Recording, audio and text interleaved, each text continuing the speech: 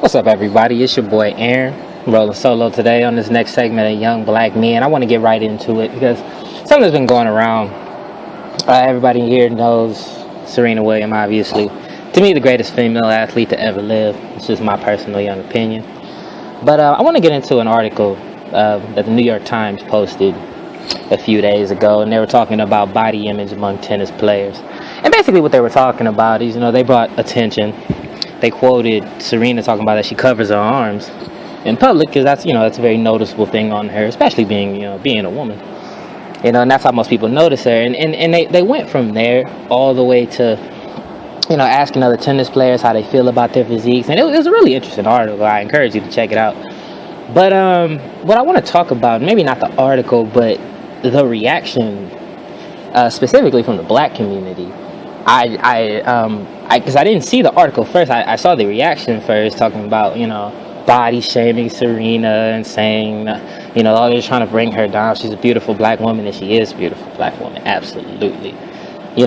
But, so I see this and I'm like, oh my God, what did they say about Serena? Like, oh man, Jesus, like, Serena's a nice person. Like, what did they say? So I find the New York Times or New York Post, whatever, and I find it, and I read the article. I read the quotes. I read the excerpts they take from the other women tennis players, what they said. I read what they said about Maria Sharapova. And by the end of the article, I'm like, what did they say? Like, what did they say? I mean, they quoted her saying, I have very cut, ripped biceps, so I cover them because people notice them. And I'm hearing people on like national sports networks talk about like the coded language between, how they try to shame her and all of that. And I'm just like, they're not shaming her. The article is about that there's a stigma, there's a self-consciousness among women tennis players specifically, but among women athletes, that they don't want to be bulky.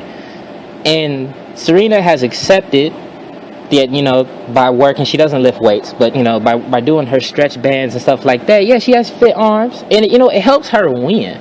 And I don't understand how people can interpret that she, that they were body shaming her. Like, I'm just like, no, they're not. I thought it was a really interesting article on the fact that even if it can raise their games, a lot of women athletes don't want to have that kind of body, because they're self-conscious about how they look, even if it might improve their game.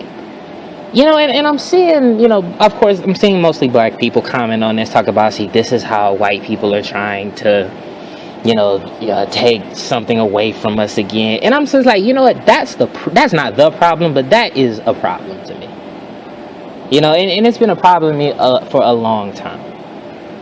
Is that us as black people, we get so offended and we just try to find the racism and the disrespect in literally everything.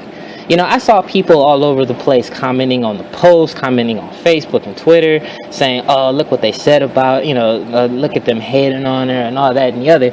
And I'm like, do you people read the article? Like, did you even see what they said? Or did you see a major newspaper mention Serena's body and go, oh, they must be hating on us? Like, no. All they did was bring up a fact that there's a lot of women athletes out there that are afraid to, because they want to keep their, their feminineness. And I think that's a problem. And as a young black man, I feel like there's too many real problems we have. We have, guys around my age killing each other over streets they don't own. It's harder and harder as Americans to send our kids to college because the prices and the prerequisites have gone up. Most people couldn't even get into their own alma mater. And as black people, we're already behind the 8 ball and sending our kids to college. At least, trying not to be $100,000 in debt when we get out.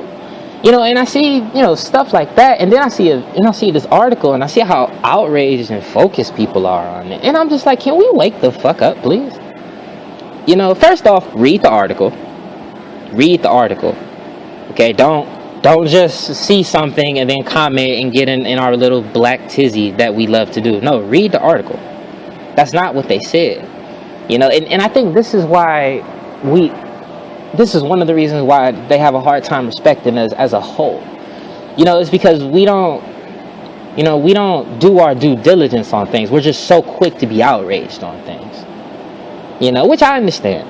I understand, because it stems from frustration, because the board slanted against, I'm not gonna stop saying just black, but minorities. It's slanted against us,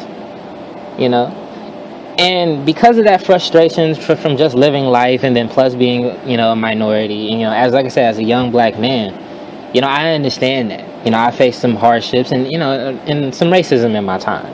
Not in my time, but in my life, not a lot. I mean, I'm young. I'm in my early 20s. So, I mean, how much could I really live? But at the same time, I felt it. I've seen it. I've been a part of it.